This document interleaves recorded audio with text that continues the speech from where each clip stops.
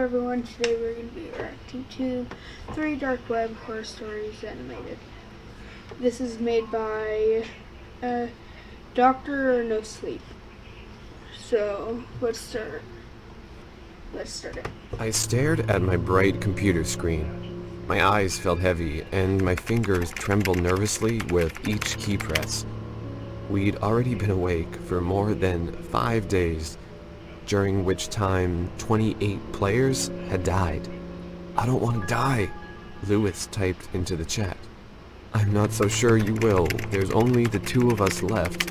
I can't keep this up much longer." What do you do? 5 days ago, okay. The game had seemed so simple.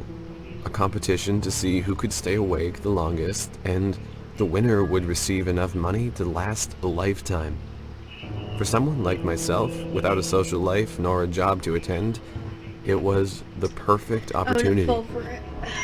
30 players had received an invitation, all active participants of an international dark web forum. We were just required to fill in some necessary information, including a Bitcoin wallet to where the money would be sent. After clicking submit, I was given a time and a list of simple rules to follow. Both your webcam and microcam must be active for the entire duration of the competition. There will be bathroom breaks when I coordinate. You're not allowed to seek out location. Number 1, both your web camera and microphone must be activated for the entire duration of the competition. Number 2, there won't be any bathroom breaks. Plan accordingly. Number 3, you're not allowed to seek out the physical location of the other contestants. Number 4, there can only be one winner. As I eagerly awaited for the first bit of excitement I'd seen in months, I stocked up on the necessary supplies, mostly energy drinks, snacks, and a bucket. Once the time of the competition started, I clicked the provided link. I was faced with a blank screen consisting of 30 names and a chat box. I could gain access to each of the competitors' camera feeds by clicking on their username, but the chat itself was global. "I guess no one here speaks English," Insomnia90 said. A few of the participants responded with broken sentences. It seemed that out of the 30 members of the chat, only myself and Insomnia9 were native speakers. 2 days went by in the blink of an eye, and 7 players had already left the game in silence. I spent most of my time watching movies and chatting to Insomnia90, who I'd come to know as Lewis. He was a Canadian university student on break, bored out of his mind. "Hey, check out the German guy, he's about to pass out," Lewis said. I clicked on his username. It would be the first participant we'd actually see falling asleep. His eyes were already half closed, and his body shifted towards the edge of his chair. We chuckled at the guy as we got one step closer to victory. Not long after, his consciousness wandered off the edge, and he fell into a deep pit of sleep. Only a second passed before his eyes shot back open in a horrified panic, as he clutched his ears and screamed in agony. His body started twitching uncontrollably in all the wrong directions, and blood poured from his nose and ears. It looked as if his brain had been scrambled to pieces inside his own head. Within a minute, he fell over, dead, his face softly resting on the keyboard. "What the f*** was that?" I asked. "Is he dead?" Lewis replied. "Check the Swedish one," I said. Sure enough, he drifted off no more than a minute earlier. Suddenly, his eyes shot open, and he seized just like the German had before him. Another minute, and he just added to the rapidly growing pile of corpses. We warned the others as best we could. Only a few of them seemed to get the message, each getting out from their chairs in an attempt at fleeing. Alas, no sooner had they decided to run, before they dropped dead on the floor.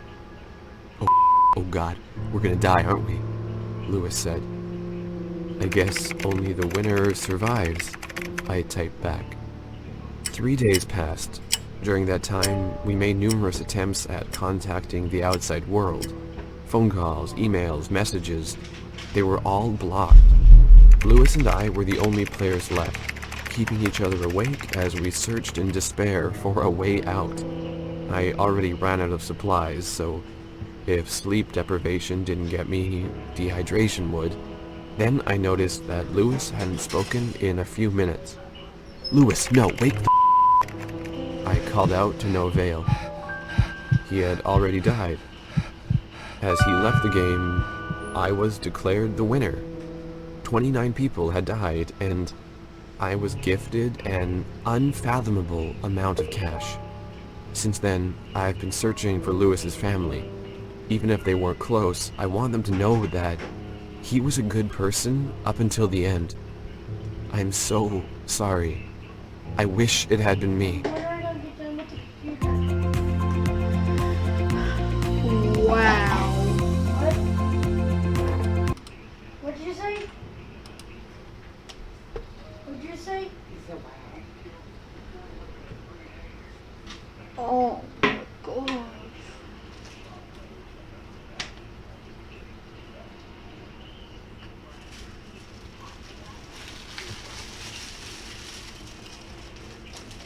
Alright, next reaction.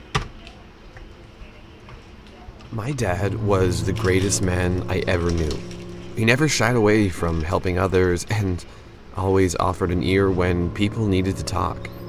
When he was taken away from us at the young age of 41, it destroyed my family. Last week, I spoke to him again, and now I wish I hadn't. 7 days ago. I'll be the first to admit, the deep web always scared me.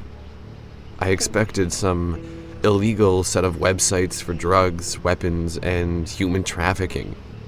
In reality, it's little more than a bunch of obscure forums sprinkled with the occasional leaked email password. Every now and then, you might be lucky enough to find a gold nugget in the stream of useless shit. If you're anything like me, you might even enjoy the futile search. The one time I actually stumbled across something worthwhile, it scarred me for life. It was a page called Mortex, a forum with thousands of active users, all seeming to search for specific people. Looking for Jack Glover, 1956 to 2003, passed from pancreatic cancer, the top thread said. It was an odd task, searching for someone that had died so long ago. I presumed they were distant relatives looking for a gravestone. But once I browsed through the comments, it piqued my curiosity. It was odd searching for someone that had died so long ago. I figured they were trying to find a lost family member's grave or something. Another thread read, "Oh my God, Hannah, I can't believe you found me." At that moment, I figured it was some sort of roleplay forum. Each thread followed the same formula, someone seeking to speak with lost loved ones. Despite my instinct saying it was all make-believe, I decided to post my own search. Looking for Clark Henderson, 1969 to 2010, passed from cardiac arrest. That was the name of my dad. He was the one person I'd give anything to see again after he unexpectedly died from a heart attack. To my surprise, I only had to wait a couple of minutes before someone left a comment. "Henry?" it said, along with a voice chat invitation. My hands shook so much that I could barely navigate the menu. Before long, I was connected, and an all too familiar voice called my name. "Henry? It's really you, isn't it?" It was bullshit. It had to be. Yet the voice I heard clearly belonged to my dead father. "Dad, how is this?" I stopped, dead in my tracks. "I love you so much, Henry, and I'm sorry for leaving you. I should have gotten my heart checked, but I just didn't know. I felt fine up till the moment I died. It's not your fault, but how do I know this is real? How do I know it's really you? When you were 3, you attempted to make dinner. You didn't know about the concept of pots and pans, so you just threw the vegetables directly on the stove. He chuckled, cutting the story short. Right, just as I'd forgotten about that, I said. You almost burned the house down, he continued. I've tried to tell people this story before, but you made me swear an oath of secrecy. I felt myself tearing up just by the sound of his voice. Unfortunately, curiosity overwhelmed my sense of nostalgia. I have so many questions, I don't even know where to begin, I said as 1,000 thoughts ran through my mind. Then it hit me. The situation didn't just entail my personal quarrels with life. No, it was so much bigger. I could ask any question about what came after death. After much contemplation, I finally landed on a simple, yet horrifying question. Dad, where are you? I asked. Henry, please, don't. He trailed off. Don't what? I replied. They don't like it when you ask. I can't, they'll... He froze. I should have stopped then and there, but I couldn't. I just need to know what comes after, please, I said. My dad paused. Henry, I'm sorry. Sorry about what? I asked. Heaven, hell, it's not real. This place, whatever it is, it's not what I thought. We're just spare parts waiting to be. Our voice channel cut out, and my dad's voice vanished. I tried to call him back. I tried to message. I even attempted to make a new thread, but he was just gone. Before I spoke to him, I was never afraid of death. Now that I've heard the fear in the voice of my dead father, I'm terrified. No, I... Oh. Welcome to Ron Wilcox Action Star School. My whole life is... Last one. When people want digital footprints to be scoured away clean and then replaced by other preferable images, that's when I get the call. I was once hired by an oil sheik to replace several faces on an embassy security feed to hide their involvement in the assassination of a journalist. Remember the 2 women who contaminated and killed the North Korean madman's half-brother in the airport? Those women were originally a pair of North Korean goons, but I removed them and set up that pair of lady stooges to take the fall. My ethics are porous, and my greed is insatiable. In October of last year, I was hired to deepfake some footage. A Black Ops team had infiltrated a top-secret lab in China and stolen some highly virulent bioweapon. The lab itself wasn't the problem. The team consisted of professional ghosts, entering and exiting like invisible ninjas, not a trace left behind in the lab's hardwired net. But then, the team leader did something so stupid, so outside his mission scope, that I was brought in for damage control before any possible leaks caused a tsunami of geopolitical fallout. He met in Shanghai the following day at the Ritz-Carlton with somebody well known in the world of presidential politics. This figure, traveling under the name Randall Mariani, is a former NYC mayor who now pursues shadow diplomacy for the current administration. Anyway, this guy was caught on security cameras in the lobby exchanging envelopes with the leader of the infiltration team. I was hired that night by a shell company operating out of the Cayman Islands that goes by the name of DeluxeDeepFake.com. They wanted every piece of digital evidence tying these 2 people together to be deepfaked, replacing the former NYC mayor with the son of the president's political opponent in the upcoming election.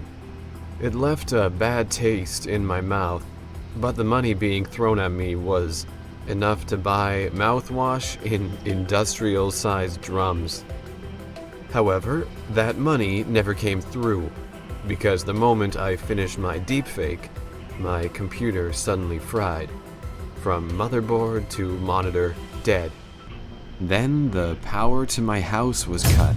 Then the guys in black, those same invisible ninjas that hit the Chinese lab, came busting through my windows. I'm alive because I work in a basement with an escape hatch. I snuck away. Now I live day by day, constantly looking over my shoulder. Coronavirus is spreading throughout the world. Someday, I'll get back online and reverse my deep fake. The world needs to know. Thanks for watching. You can. Alright guys, hope you enjoyed. Like, subscribe, turn post notifications, and see you in the next one. Bye.